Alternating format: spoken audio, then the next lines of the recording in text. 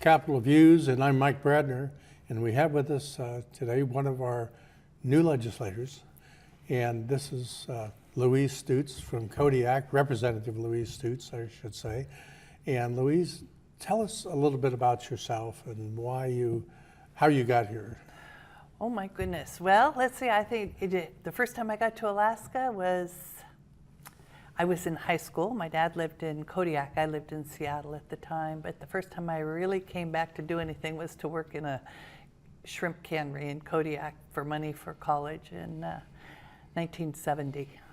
And I worked there all summer, worked every day. Loved it. Loved those paychecks. Well, yeah. You're right. And then I went home back to Seattle, and I went to school, and I got married, and my dad was living in Kodiak, and I had been going back and forth. My dad had a business there, and I was helping him with his business. I was running a business that we had in Washington. Well, first I was in nursing. Then I worked for orthopedic surgeons down in Washington.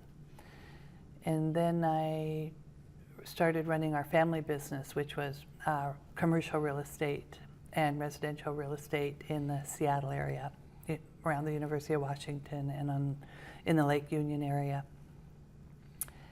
And I was still going back and forth to Kodiak, helping my dad with his business. And then in 1985, he was killed in an accident. And he had this bar, and it was like, whoa, well, what are we going to do? And my brother was fishing at the time, who lived in Kodiak. And anyway, I ended up moving up to Kodiak and running the business. Well, that's a good background for a politician, owning a bar. You get to know everybody, and you learn to be diplomatic. Most of the time you learn how to be diplomatic. There's those times when diplomacy just isn't the right...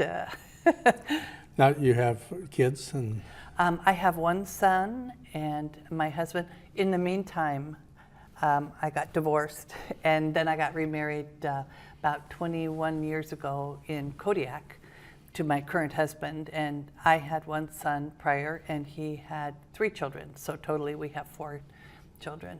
My husband's a commercial fisherman,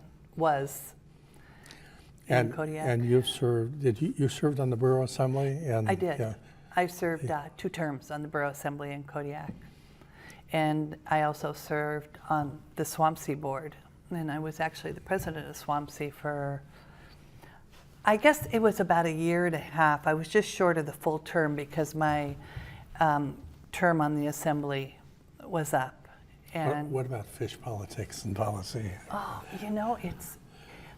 I'm still learning. I really, really enjoy it. I realize it's a real contentious issue, but it's really rewarding. Say issues, it's different every part of the state. It is, and there's so many different opinions and so many different sectors and so many different people that think that their way is the right way. But I'll tell you, it's really rewarding when you see these people that think maybe their way is the right way and they're not thinking the same. Well, I've heard every fisherman is a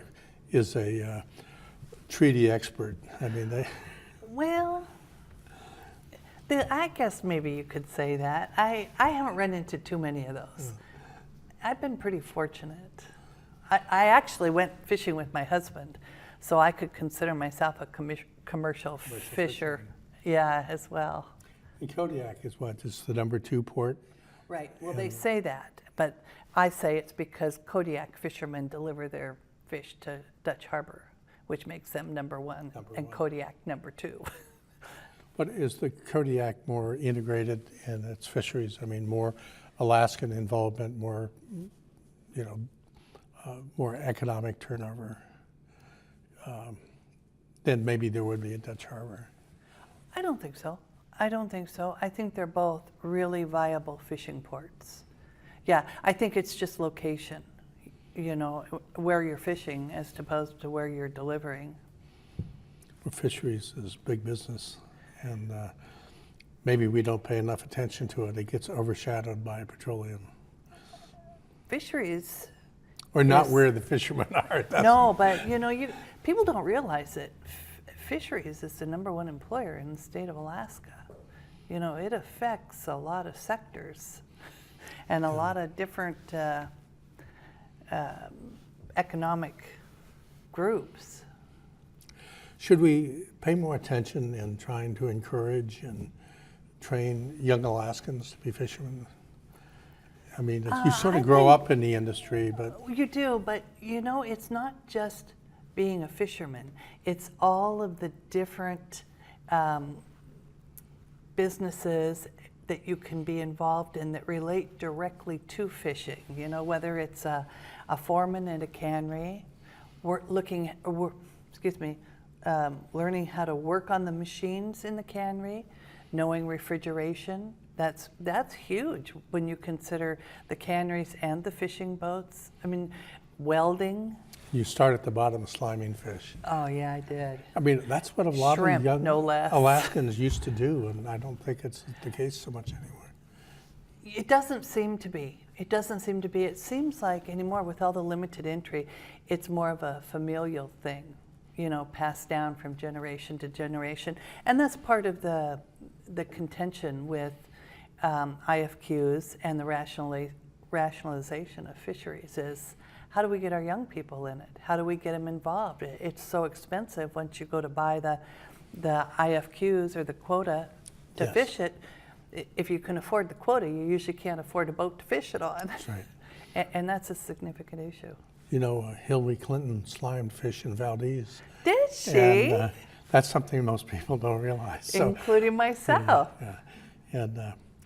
But you wonder if we shouldn't more advocate among young people. All these jobs are around. And, well, you know, Kodiak is moving in that direction through University of Alaska, Anchorage, the Kodiak branch. They are starting fishery education, along with our Kodiak Marine Center that's operated through UAF. And seafood processing, value-added seafood, all those kind of things. They're just moving forward with programs. Now that's what we want to see is value added, but it's not always economically possible. Well, you know, you keep trying. You got it. You don't just throw it away. You got to keep moving forward and find ways where it is. Representative, we're out of time. This is Capital Views. I'm Mike Bradner, and we've been talking to Representative Louise Stutes.